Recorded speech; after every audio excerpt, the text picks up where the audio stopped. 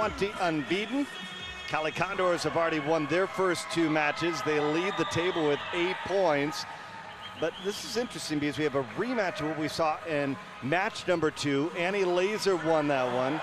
Bethany Galad finished second, and Sydney Pickrim third. So London, this is a chance for them to get some big points. They were first and third when they faced off a couple matches ago. Really, the next 2 events, Bernie. I mean, both the breaststrokes are going to be very, very strong for London, and I know Coach Melanie Marshall is really looking forward to that as they have fallen behind here in the beginning.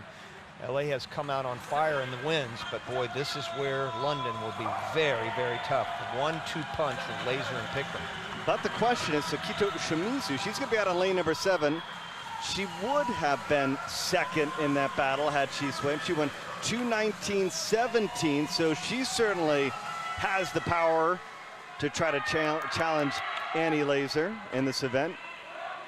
And this is definitely a weakness for LA in the breast. They have Kierra Smith and Sebastian going for them, but neither one of them will be a factor for the win.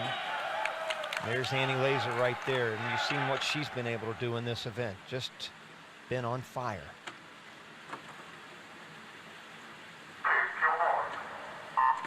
Four swimmers rated in the ISL top 10, including Annie Lazor, who is second best. Behind who do you think? I was just going to say, let me guess. May take me a few minutes to figure out who is first. Who could it be? Oh yeah, maybe Lily King. Look at Aoki up in lane number 8. She's on the left side of the screen, really pushing the pace again. This 200 of the stroke, it's a little bit of a finesse game. You don't want to go out too quick. You don't want to go out too slow. Typically, it seems like it's won on that third 50, but Aoki pushing the pace. Frog Kings 1-2 after the first of 4 50s. Well, Tokyo has a great breaststroke contingent, both on the women's and the men's side. And traditionally, Japan itself has probably the greatest tradition of almost any country in the world for breaststroke.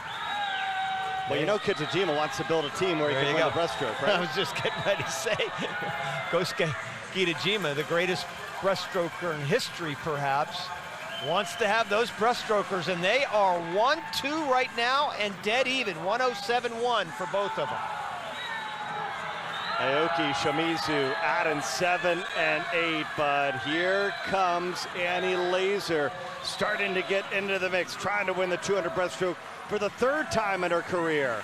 She was 4th at the 50, 3rd at the 100 mark, had the fastest 50, that second 50. Think she's going to have the fastest 50 here, the 3rd 50. Let's see what she's been able to do in the past. Come home the last 50. They have built a big lead, though.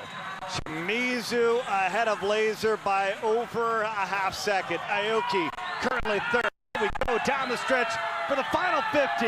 Shimizu was actually faster than Lazor on that 50 itself, so wow. Look at Shimizu go. This could be a big, big upset if she could hold off Lazor. Could be a big spot. Tokyo trying to get their first win of match number 5. Lazor's coming home, but Shimizu trying to hold her off. It's going to be, oh, Tokyo, the Frog Kings, they do it. Shimizu gets the win, and Lazor falls to 2nd. That's Shimizu's first ever ISL win. And she goes faster than she went last week. Everybody just seems to be stepping it up in a big way. Lazor was right there at the end. In fact, 15/100ths of a second behind Shimizu at the end. So she was closing 202 meters, she would have gotten her. She was definitely closing. She was 35.5 the last 50. Here she is coming home. 36 flat for Shimizu. Look at that. Look at the aggressive turnover that Lazor has, but just ran out of room. I guarantee one more stroke she would have gotten her. But what a swim, what a performance by Sakiko Shimizu and the Tokyo Frog Kings.